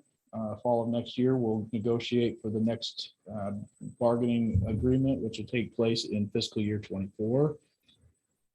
And finally, it's usually difficult to plan for unexpected personnel changes, but in certain circumstances, we're able to do this. Fiscal year 23, one of our Anamosa PD officers is expected to be deployed overseas on military leave. That'll be for much of the year, if not all of the year. This is something I just want to give everybody a heads up on. I do plan to approach the council and request the addition of a couple of part-time positions, but again, just something to keep on your radars. Most of these things, I don't have a whole lot of notes. This is pretty straightforward, nothing major, no RAGBRAI, no special programs, no significant issues going on that I can think of, aside from what I've already addressed. So I don't have too many notes on these.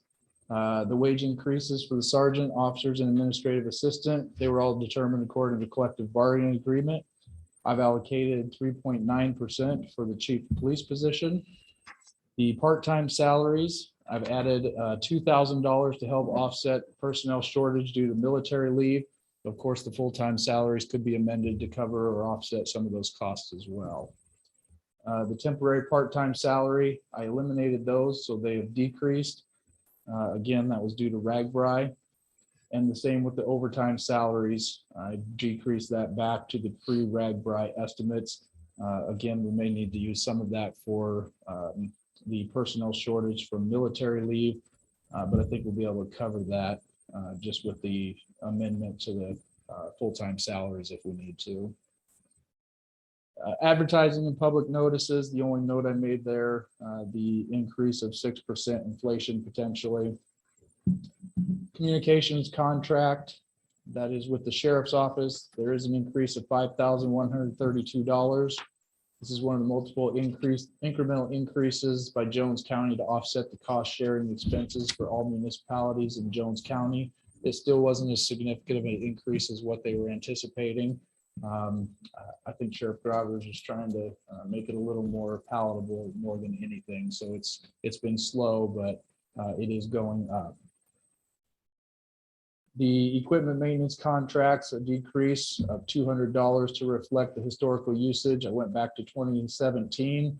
We've never used that amount, so I went back to that, averaged it out, added 6% for inflation. It was a slight decrease. The software maintenance category, there's a decrease of $1,280. This is due to that police legal sciences training software I was just referring to. We simply took it out of this budget. It is a online training program, but I don't believe it falls under software. So we just simply reallocated it to training instead of software. There's a slight decrease in membership fees, slight decrease in equipment maintenance. Again, the equipment maintenance was due to historical usage since 2017. Slight decrease in office maintenance, same reasons. Slight decrease in electric utilities, also historical data since 2017. Gas utilities, same thing, slight decrease. And the training and registration, this one's going to probably throw everybody off just a little bit because this at first glance does seem like quite a bit more. Well, part of that was due to the reallocation of those training funds, so it came from that. The other part is anywhere where those other decreases were made, I'm asking that we reallocate those funds to this. Essentially, with some of the things that have been occurring in law enforcement over the last few years, we just learned that there's a larger call for training and to make sure that officers are well trained. So we just want to make sure that we're meeting those requirements and getting officers the training they need. Travel expenses, just a slight increase. Of course, both travel and lodging, those costs are going up. I think we're good on the lodging, so I did not request an increase on that. The travel expenses was up just slightly. Small equipment, increase is requested of 2,500. This is to purchase 2 tasers per year, this being the first year to replace the outdated or faulty equipment. We have some tasers that basically there's the displays on the back of them. You can't read them or they're no longer working. The device itself works, but we don't get any user feedback, and that's just due to their age. Increase of $100 on postage supplies. This is both to cover the costs, the USPS costs, and to accommodate for the increase in certified mailings. They usually correspond with the nuisance abatement process. I've asked for an increase in $700 for buildings and grounds maintenance. Very honestly, this is a shot in the dark. I have no idea what this is going to cost. We know that there have been some things with the new building that we're just trying to make up for. There really was nothing in this fund prior, a few $100s. That was for pest control and things like that. So this one, I'm just anticipating having some increase in costs and trying to make up for it. The only major things that we have going that I can think of here is the equipment for vehicles. That's at $873, slight increase in cost for the decals on the new patrol vehicle, but also to remove the stripes from the old patrol vehicle. On one of our older ones, myself and the former sergeant really, we spent quite a while trying to get those off, and they don't just come off as easy as what we thought they would. So I'm going to try to let the professional just do it this time around. Then the equipment, truck, and auto payment of $4,215. That is for our mobile cameras. The new patrol vehicle, the mobile data terminal that comes with it, and all the equipment that's leased through Keltec is $24,870. And the lease payments for the 2020 Durango, 2021 Charger, and that the included mobile data terminal and equipment is at $27,200. That pretty much wraps up the police department. So the new vehicle you're getting is a 2021 Charger? We have it now. It's currently down at the police department. It does not have stripes or decals yet. It's got to get in and get those, but that is the one we currently have. And then you're phasing out the 2014 Explorer? Yes. We can switch over to the Emergency Services Administration. It's pretty quick and painless, I think. Again, the community service officer is not in position yet. The full-time salary for the administrative assistant is determined by the collective bargaining agreement.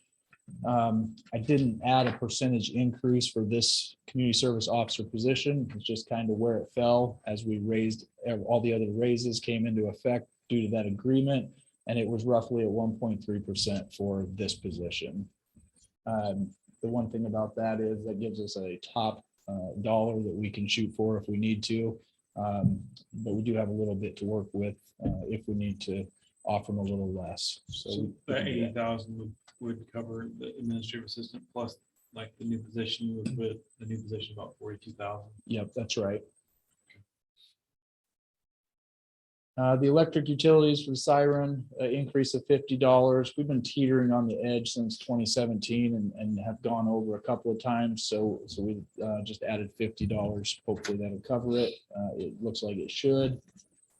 Training and registration also increase of $50. Travel expenses an increase of $150. Lodging an increase of $200.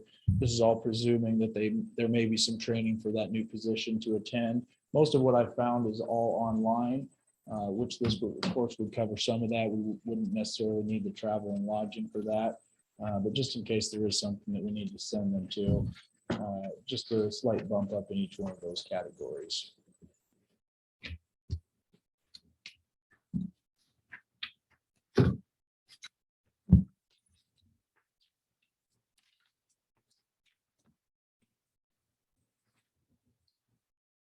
Questions? Works for me. Pretty thorough. Thank you very much.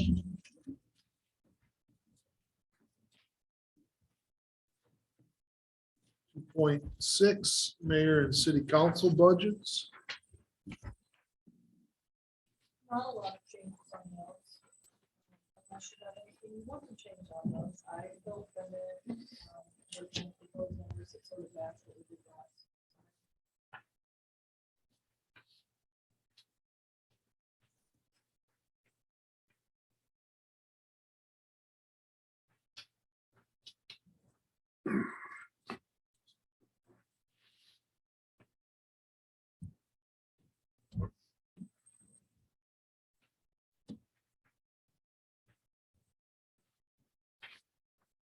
Basic.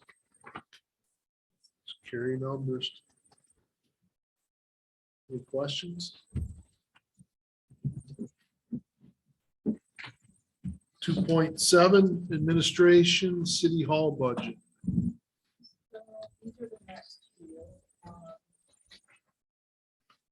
For salaries, I just put 3% in there.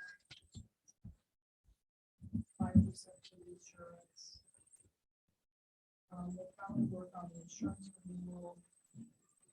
April, March or April. We'll start looking at that.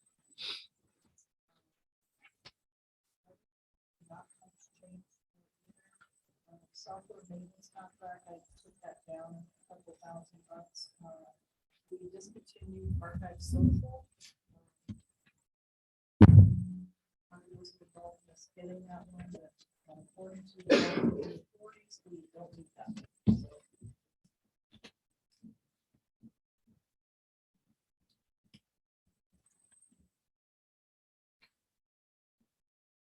anything else to see? City hall budget.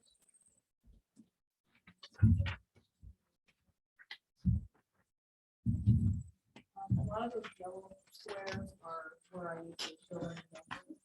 So some of those numbers I just don't have yet for the county. Especially like the transfers for the fire department.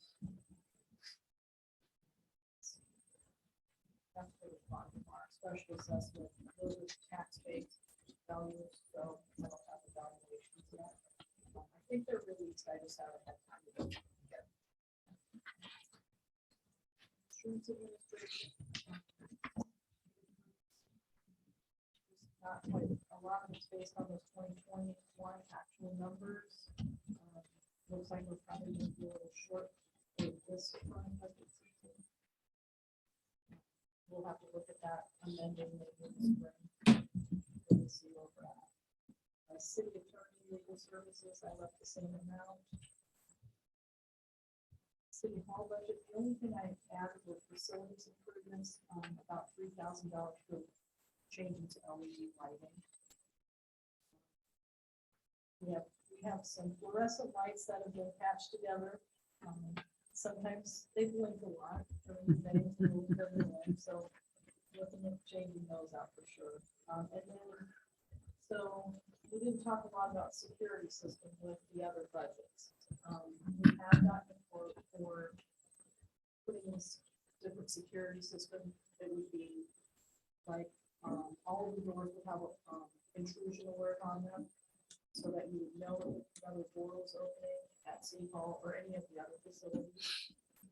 With the police department renovation, we will look at making sure all the wiring and conduit is in the building so that the equipment can just be definitely there.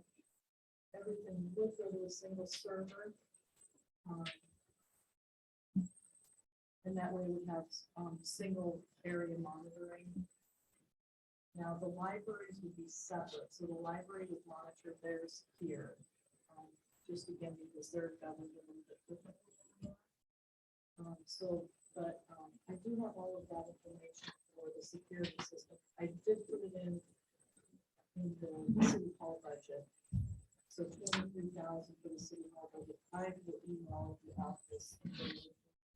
This packet that kind of breaks down what all would have a camera. We would probably have some sound recording that would happen at the utility counter. So we would have a little bit less of, well, that's not what you told me at the counter. We would actually record that. It would be a button activated system where if something's going on, you can start the recording. That's very helpful. It would also have a camera, so we would have security. Almost all the buildings would have security so that you could see around the building so that you would know if someone is getting to the building. Who's the company? What company is it? This one is through electronic engineering. Okay. And, so they do a lot of radios and things like that too. I'm not sure if we've used them for radios, but they did a demonstration with this to kind of show us how everything worked. As far as like what kind of a warning it gives you if the door's open. It would also allow for keyless entry, so you would have a fob to get in and out of the building instead of key. Which would also put the picture up if you're entering the building, who's coming in, who's going out, who's left the door open. Very nice. Yeah, we've had a few security concerns over the past few years, so. So this does break it down per building, per department. So the grand total for all facilities, other than the tubes, we're not quite sure exactly what, how many cameras are working on those earthly reported. Grand total was 182, so $182,000. City Hall was 23,220. Water treatment plant 31,675. The street shop is 16,19. Wastewater is 30,000. Community center around 48,000. Pool about 24,000. We would have to look at trying to get some Wi-Fi for the pool for this to work. So we're not quite there with that one yet. Library would add about 10,000. That would just add some extra things and the entry to their current security. I didn't talk about the ceiling thing that with that in the amount. So anyway, we can adjust and add some things to that, or we can look at maybe doing that down the road too. As far as security goes, I did include it in this budget because I have this. So it's something that could be done in phases. These 2 or 3 buildings now, these 2 or 3. So yeah, it does require another server, so it's housed on its own server. It does have some special software that goes with that. You can do a 1 year up to a 5-year agreement for the software service. You're looking at around $13,000 for a 3-year plan with the server. So again, I just got the server information today, so we haven't gone through it quite as thoroughly, but Something that could be, that everything could be routed to one central server, like at City Hall or wherever. so it would all come to one server. That way it's all integrated, so it's not, one building has this security system.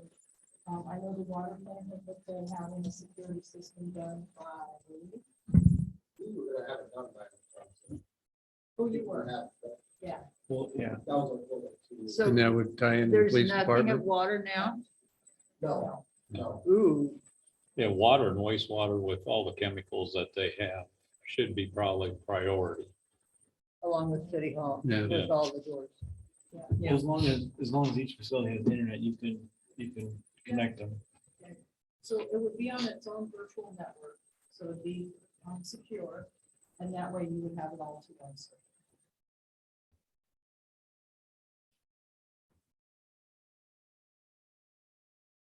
Not to throw in another thing there, but That's a pretty important thing it is a pretty Yeah. important with the thing. chemicals and the threat that could potentially happen with water.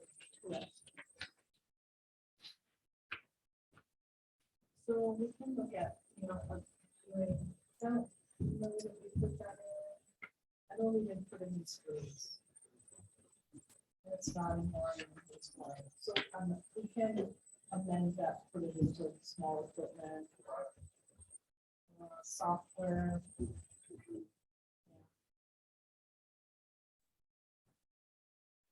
We should. So I can make sure we add this to this. When we look at the overall. Well, pretty much what you talked about should, I think, should be at City Hall because of the traffic and the possibility of things happening. But as far as the water department and wastewater and street, pretty much they need an alarm that's connected to the police department. And I got a pretty sneaky feeling that they're close enough that they can get there before whoever got in there is going to get back out. So we probably wouldn't need to be as detailed with the equipment that we put in there, more or less just alarms. I think would be a lot less expensive. It's kind of neat if there's an issue to be able to have a recording and look back and see exactly. It does what sometimes, happened. but usually, I know at my shop, I've made a mistake of forgetting to shut the alarm off and it took a little explaining. Obviously, there'd be more discussion to be had, but I would be in agreement that City Hall would be a priority. As well as the water facility, because of that, the water service we are providing to the public should probably have more security control where, wastewater, streets and some of the others could be brought online year or two thereafter. Well, Just my thoughts. I agree with most of that, but I think for the amount of chemicals that not the pool and wastewater have, those chemicals, I think, could be pretty harmful if that somebody got into them. So I think we need to, anything that is going to be storing chemicals, I think needs to be set up to be on the system. Yeah, especially like the water, because that's a public health, somebody Sure. messes with the Yeah. concentration of going into everybody's water. I myself, if I was trying to be a bad guy, I don't think I'd want to break into a wastewater plant myself. It just doesn't. Why not? Why not? Chemical That'd be is a that chemical. probably might be the least likely place people would think Yeah. to break into. And I don't know, it might just be a cost saver to do them all at one time too. Yeah, that could be. That'd I mean, be something to look I'm not into. sure what their system would be set up. The question I would have is, if we're storing all this video, is there enough bandwidth coming Yes. that we need to look into the internet side of this? So internet wise, we're fine. Since we have our upstairs fence, we're on a pretty high, You got fiber to the right? city hall, but what about coming out of the other 3 to 4 departments? So, there wasn't that much concern over the bandwidth. I Okay. know the water plant is on a higher speed. You're on fiber too? Yeah, Okay. you two are on CenturyLink, but I don't believe that's right. That's, could we look at switch, CenturyLink is, Mediacom is better than CenturyLink, as far as, unless CenturyLink has a higher speed, I don't know. Well, the only thing I can say to that is in my neighborhood, CenturyLink's more reliable than Mediacom because I see the Mediacom repair guy up there all the time. It took us almost 2 years to get the Mediacom fixed at City Hall. And it took the tech expert upstairs telling him, no, this is what's wrong. So they finally have it fixed. But after the derecho, we would kind of like to keep the diversity of our providers because CenturyLink works. Mediacom didn't work for what, a week? CenturyLink was up the same day. So, Well, yeah, and if like the city hall is the main hub, you might even look at having a redundant, like as a primary and a backup, because right, if it's, if the one internet is down and all the other places feed off of that as far as storage, it might be good to have a redundant, at least at like wherever the main storage is. I don't know if you guys do right now or not. we do not. It's like we have it automatic switches over if one goes down and the other jumps up. And I know a lot of the redundant systems that were in town during the ratio backed up to CenturyLink, just so you know. Well, does downtown have the option of Coconut Valley? We haven't. Not yet. Oh. Not yet. Well, they did it where they came, just where they came in. Oh, just to the, gotcha. We were lucky enough to be along the path of getting to their, The water headquarters. plant is on the Coconut Valley. Okay. They did come and look at putting a line to City Hall. But I'm not sure exactly what happened. They ran down an alley. Something isn't done yet. if it's not there, we might have to pay to have it hooked up. If it's not along their grid, you might have to pay to get them. They started down there. They did. They're out there, but I think I'm not sure what happened before. Moved on to something else. for a bit.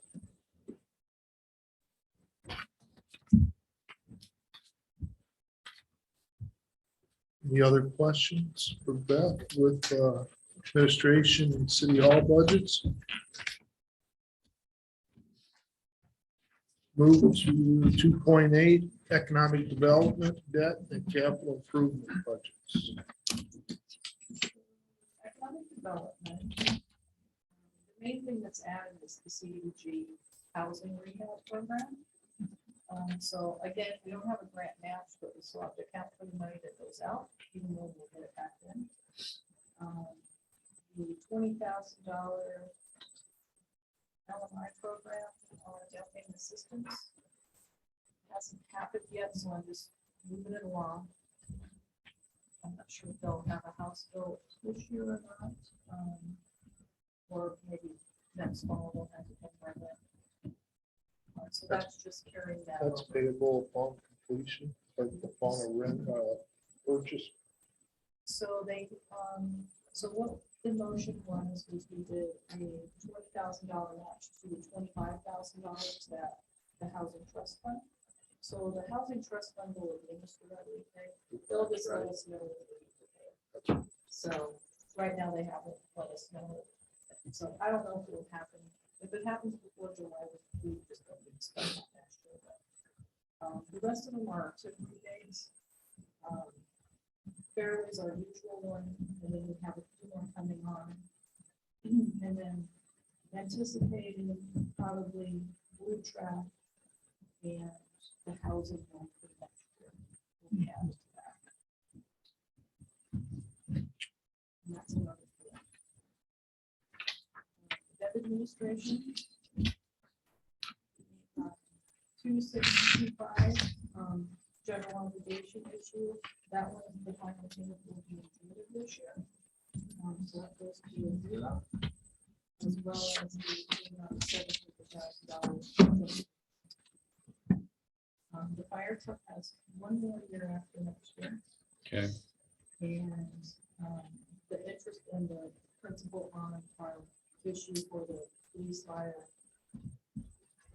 rate separation in downtown, that's that 1.75 issue. So that one comes on, that'll be full for this beginning. Let's see. is it the same truck that, oh, that's just principal portion, fire truck with an interest. So it's just one truck. Okay. Last six capital improvements. Water and wastewater projects are under their enterprise budget rather than the capital improvement budget. That was for the auditor's request. The grade separation, the 151, just carrying that over. I'm not sure where we'll end up with that project, but probably will be done by July 1 this summer. We'll be receiving our grant from the SDG funds. I don't anticipate that we'll have to bond for that, since most of it will come from SDG. And I believe there's one other grant for the reconnection with Overview Road to reroute that for that open out. The Blue Street, so we have the American Rescue Plan funds.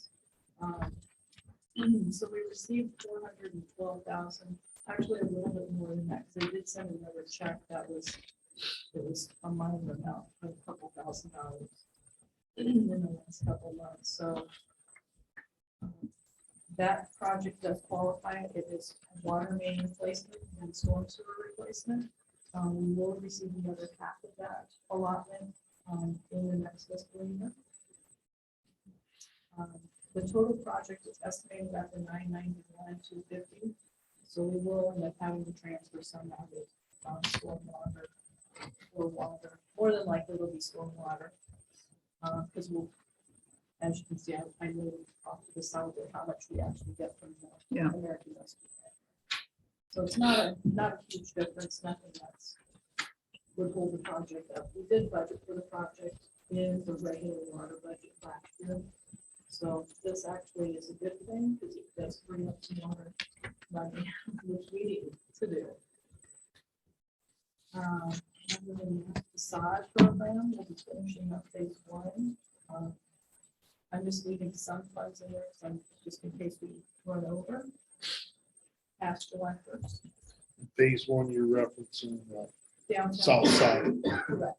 Down- Phase 2 would be considered the north side. Correct. So more than likely, we'll still be in the process of seeing if we get that grant funding. Construction probably wouldn't start until the following year. So we'll plan on that for the next budget. If it moves farther ahead in the schedule than anticipated, we'll probably have to do it. Fire stations moving along. I'm not sure where we're at with the building. Hopefully it's still on track for February. And then police station renovations. But that did exceed the 700,000. It does, correct. We just can't list the full amount here, or We could change it. I just kind of left the 700,000 in there, just, I'm not sure where we're gonna end up. More than, we paid some of it out of this year, okay. so we'll end up having to pay some, because July 1st is. So I don't know where they'll be at with completion by July 1st. Without the snow. Did they get all the cement work done? Do you know? As far as I know, they did. Last I talked to them, they sounded like they were okay with concrete work. If not, they'll work that out in spring. And that was about it. Made sure the door color matched for the overhead doors. And that was our last conversation.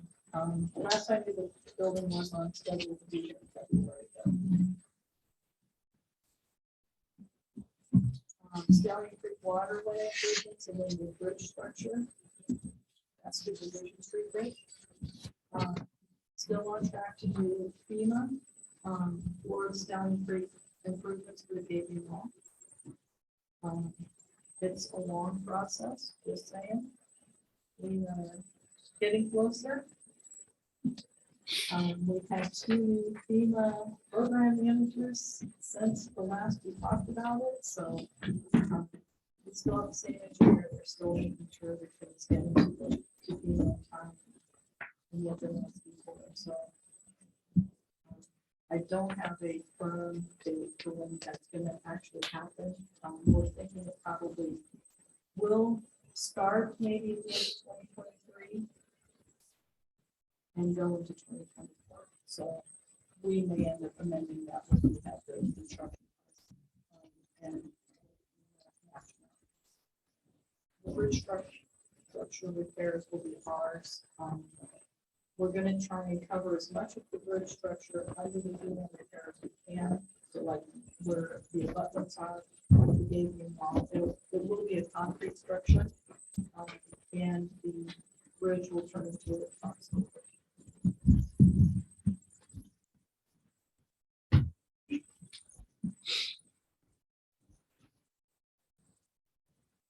Any questions on that? So Beth, can you just give us a refresh of what the rest of the budget schedules are with piling these together or send something So that, revised out? yeah, that pretty much covers our department budget. So I will send you out anything that we need to change or correct up there. I'll get the security system numbers in here.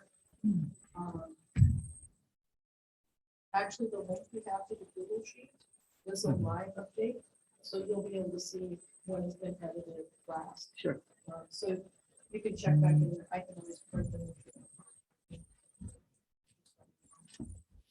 Well, if you update, could you just shoot out an email saying something's been updated? So Sure. I'm not just going out and looking randomly to try to figure out what happened, you know, maybe Or highlight it. yeah, just say updated this, these items or this department or something. And on the 19th, so we'll have that final wrap session with the revenue budget, the max levy hearing information, and we'll go over the budget expenditure budget one more time. I will have more of those cash flow information, because that's, in my opinion, the most important thing is to know where our cash is all the time, so we make sure we can pay for these projects, because a lot of them, so let's say our SRF funding for the well and the other two SRF ones we have in the water, those are reimbursable. So we've already reimbursed, we've gotten reimbursed for everything from the other two projects. With the well project, I periodically send in our SRF financing request, and then we reimburse us. So we always have to just make sure we have cash flow that covers all of the projects that we're in. The cash flow will be an important worksheet to look at. Once I have revenues, once I have the valuations, I can consider.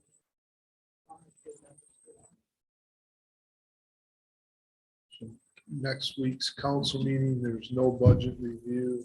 We shouldn't have anything we need to go over.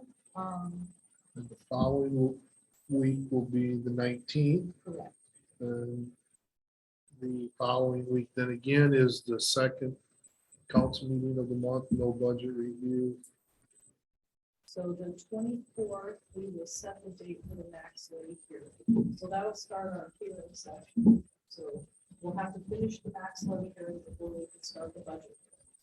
So we'll get that done. Just trying to get Brooke to understand that the 19th will be the next meeting for budget review outside of normal council meeting. And it'll be a work session like this. Yep. We won't have any action on it. It'll just be more or less to go through and make sure everything's the number of demands. When will the outside agencies, when will we get those requests? So those requests are due to City Hall by the 15th. Okay. So I'll have a number, at least we can put in the budget for them.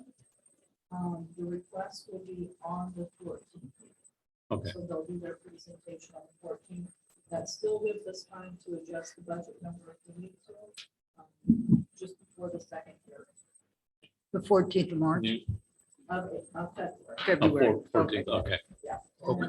And, I was gonna say 14th I'm of trying to figure January. out that 14th. Yeah. Yeah, It wasn't computing either. February 14th. How do the outside agencies, I mean, the ones that do it, but is it published or something for them to know that they, Yeah. like in the newspaper or website or what? It's on the website, it's on in the newspaper, and it is on Facebook. Now Is there like a little press release in the paper saying if your dates come, okay. there's a new form they have to Yep. complete, right? Yeah. That'd be the first launch in a sense of that form. And I've got 3 in so far. So So basically, there's 2 additional meetings in January above and beyond the normal council meetings. Right. Anything else? That's it. Consider this meeting adjourned. Thanks, department heads, for hanging in there tonight. Appreciate it.